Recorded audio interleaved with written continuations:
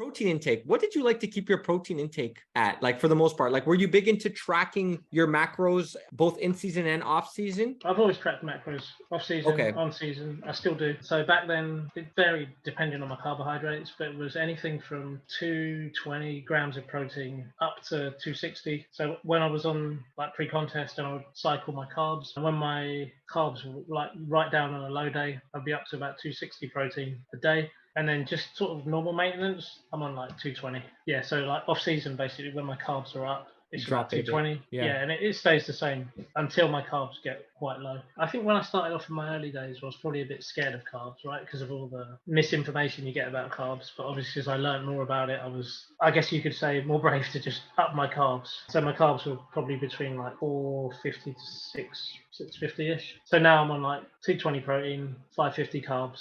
I've been on that for like the last couple of months. Just gradually upped it. Got to a weight where I wanted to be, and I've just leveled it off. So I don't want to gain any more weight at the moment. So I'm just sitting at about 13.5 stone. I don't track my fats because, like I said, they just come naturally from the foods I eat. And my foods are pretty clean for the most part. So 2 or 3 cheat meals I have per week.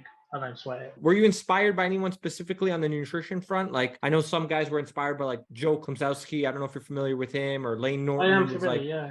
Yeah, like was there anybody who assisted your nutrition side of things, or was it more so you're just on your own? Pretty much on my own. Like I said, I would just try different things, and from quite young I was into just nutrition. I've got these books from school, and this was way before I was even into bodybuilding, but they've just got food tables and nutrient databases and all that kind of stuff. So I guess I was kind of into it without realizing it. Later on, when I got into the competition stuff, and as I got back to my pro level, one of the guys in the WNBF guy, he's Vicky's partner, he helped me out a little bit, and we would bounce ideas off each other with like pre-contest, not the diet as such, but like the prep week, basically how we would approach that, and we kind of worked together for a bit. Other than that, I'd say I read a lot of Chris Aceto stuff. I'm quite into his approach and just the way he does things. So I think he used to maybe have some articles in, it might have been Flex or MD, one of the two, I can't remember which, and they always were quite useful. Like obviously he deals with like IFBB guys, I think he deals with some natural guys potentially, but I just found that the stuff he would write and the way he would approach things is quite common sense and not extreme, and you could take things away from that and try them out. He's got a couple of books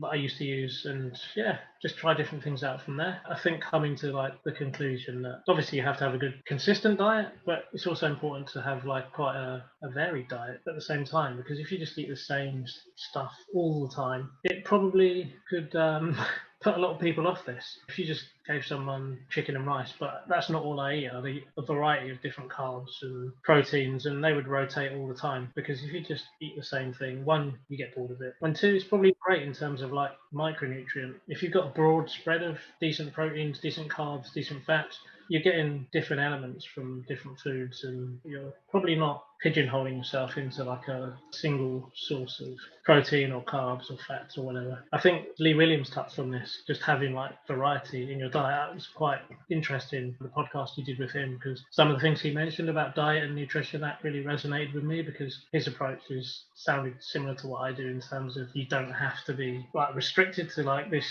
one source of protein or carbs. You can make things nice and you can have variety but still achieve what you want to achieve. Yeah, absolutely. We dedicated almost like a whole episode to that, because people, they get sucked into these fad diets. And it's still, even to this day, within bodybuilding, you have the meal plan and it's very rigid. There's no flexibility whatsoever. And it doesn't have to be that way. That can put a lot of people off, that concept that you have to do it a certain way. And there is flexibility in it. As much as I track stuff, I'm still quite flexible in terms of changing different sources of protein, carbs, fats, the way I make my meals, all of that. Yeah. It doesn't have to be same old, day in, day out. Right. I read a piece written about you that said you were one to eat like around 6 to 8 meals a day when you were competing. Is that accurate? Yeah, it's the same now. Same now. Okay. So what does that look like? Right, well, so I kind of eat, well, I class protein shakes as a meal. So, gotcha. So I have 5 like solid food meals and then 3 shakes. 5 meals throughout the day. And then I do the old school pro post-workout shake, the golden hour and all that. So I'll have a shake before I train, whey protein, dextros after I train. Then I'll have a solid meal, an hour and a half later. And then before I go to bed, the shake. And the shakes are more obviously convenient. Obviously, I think there's times with the day when protein shakes probably trump food, like after your workout and stuff like that, just because they're faster acting and whatnot. And outside of that, they're just more of a convenience thing in terms of, if you're on the go or for whatever reason you can't get a solid meal in, a shake or a meal replacement or whatever can be helpful. But I try to get the majority of my nutrition from proper food. My other meals throughout the day, they'll be split, and I'll have them at regular intervals. And that'll be your, it's your normal stuff, your chickens, turkeys, red meat every now and then, eggs, egg whites, fish. Those are all my proteins. And then my carbs can be anything from oatmeal, rice, yam, sweet potato, sometimes pasta, not often. Fruits go in there. It's pretty varied. And the fats are basically just coming from like eggs and maybe some of the fish. Some of the fish, yeah. So I'll eat like salmon, mackerel, those types of fish. I do supplement with like a flaxseed oil, or if you had Udo's oil, I'll supplement with that as well. So those are kind of like constants anyway. But you don't add like olive oil or peanut butter or anything like this? I don't really add that much butter to my food. That would be like on some kind of like random cheat meal or whatever. But in terms of like what I generally do, so Monday to Friday, I'll just generally stick to my, I guess, meal plan, if you want to call it that. And then I somewhat follow it Saturday, Sunday, but I'll relax a bit. I might go out for a meal of just whatever I like. Could be anything. I don't worry too much about what goes in the food. I'll just have whatever, really. So naturally speaking, though, you're not adding fats to every single meal. No. Okay. So what are your fats at then on a daily basis on average, like in grams? Do you know? Or you don't track it? I don't track it, no. No, you just track your carbs and your proteins, basically. Just carbs and proteins. So I don't even count calories. So it's a crude way of tracking, right? Because I'm just tracking two things. And you could say, oh, yeah, but what about this?